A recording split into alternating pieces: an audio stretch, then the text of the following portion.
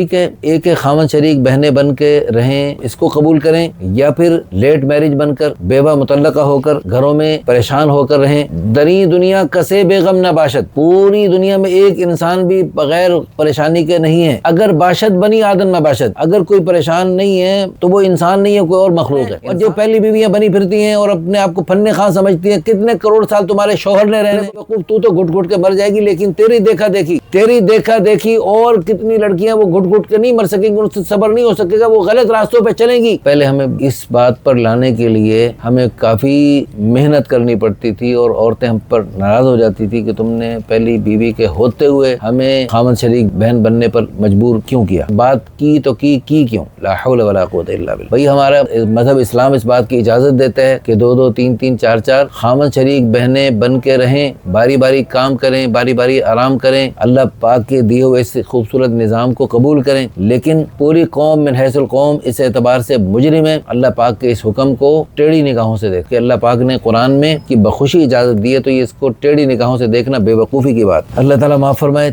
ٹھیک ہے، ایک خاوند شریک بہنیں بن کے رہیں، اس کو قبول کریں، یا پھر لیٹ میرج بن کر بیوہ مطلقہ ہو کر گھروں میں پریشان ہو کر رہیں، تو وہ بھی پریشانی، تو دنیا میں کوئی نہ کوئی مشقت ہے، ہر انسان مشقت میں۔ محترمہ مریم نواز صاحبہ بھی کسی نہ کسی مشقت میں، بادشاہ بھی مشقت میں، وزیر بھی مشقت میں، مشیر بھی مشقت میں، عوام بھی مشقت میں۔ انسان اور اسے پریشانی نہ تو انسان کو پریشان، دنیا میں ہے ہی امتحان کا، امتحان میں پریشانی ہوتی ہے۔ یہ آرام گاہ نہیں ہے، قیام گاہ نہیں ہے، یہ امتحان گاہ ہے اور گزر گاہ ہے۔ وہ اس میں کب تک رہنا ہے، کتنے کروڑ سال رہنا ہے؟ اور جو پہلی بیویاں بنی پھرتی ہیں اور اپنے آپ کو فن خاں سمجھتی ہیں، کتنے کروڑ سال تمہارے شوہر نے رہنا ہے۔ ابھی کل ہی مجھے ایک خاتون نے رابطہ کیا اور اس نے کہا جی میں دوسری بیوی بننے کے لیے، تیسری چوتھی بننے کے لیے بخوشی تیار ہوں۔ میں نے کہا جب تمہارا شوہر فوت نہیں ہوا تھا اور وہ زندہ سلامت تھا، اس وقت اگر کوئی تمہارے شوہر کی دوسری بیوی بننا چاہتی تو تم قبول کر لیتی؟ کہتی کبھی نہیں قبول کر سکتی تھی، لیکن اب مجھے اللہ کے اس حکم کی سمجھ آ چکی ہے۔ کاش کہ ہماری جو پہلی بیویاں ہیں، ہمارے امت کی بیٹیاں،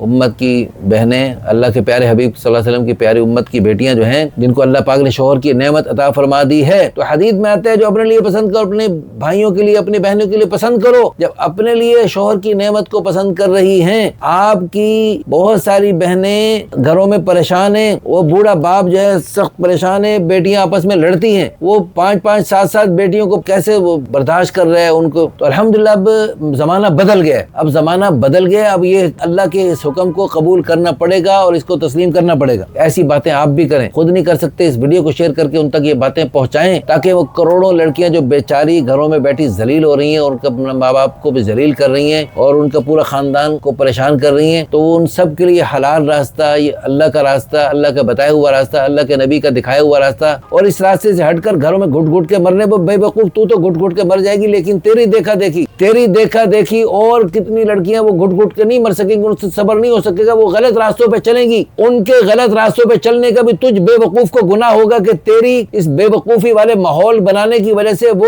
گھر میں اس نے بھی فیصلہ کیا تھا میں گھٹ گھٹ کے مر جاؤں گی، لیکن خاوند شریک بہن بن کے نہیں رہوں گی، لیکن اس سے صبر نہیں ہو سکا، وہ غلط راستوں پہ چلی گئی، اس کا گناہ بھی تجھے ملا۔ تو نے بےہودہ ماحول کیوں بنایا، ہندوؤں والا کافروں والا ماحول کیوں بنایا؟ اسلامی ماحول ہے، اس ماحول کو زندہ کرنا پڑے گا۔ اس موضوع پر حضرات علماء کرام بولیں، عوام بولیں، خواص بولیں، مرد بولیں، عورتیں بولیں، سارے اس کو بولیں، خوب بولیں، تاکہ یہ سنت زندہ ہو، یہ مظلوم سنت زندہ ہو، جس سنت کو لوگ گناہ سمجھتے ہیں، اور تو اور بڑے بڑے دیندار لوگ کہلانے والے، دیندار اپنے آپ کو سمجھنے والے، وہ بھی اس کو گناہ سمجھتے ہیں۔ اس کو گناہ سمجھنے پر توبہ کریں۔ اللہ رسول کی بتائی ہوئی بات کو گناہ سمجھنا گناہ نہیں ہے، کفر ہے۔ جو اللہ رسول نے ذالک بانہم کرہوا ما انزل اللہ، جو اللہ پاک نے جو نازل فرمایا، جو اللہ پاک کی طرف سے آیا، اس کو جو برا سمجھے گا، اللہ نے قرآن میں صاف فرمایا اس کے سارے عمل میں ضائع کر دوں گا۔ یہ کفر نہیں تو اور کیا ہے؟ اللہ ہم سب کو دین کی سمجھ نصیب فرمائے، اور اللہ پاک اس پیارے راستے کو، جنت کے راستے کو اور اس حلال راستے کو اپنانے کی اور ساری دنیا میں پھیلانے کی توفیق عطا فرمائے۔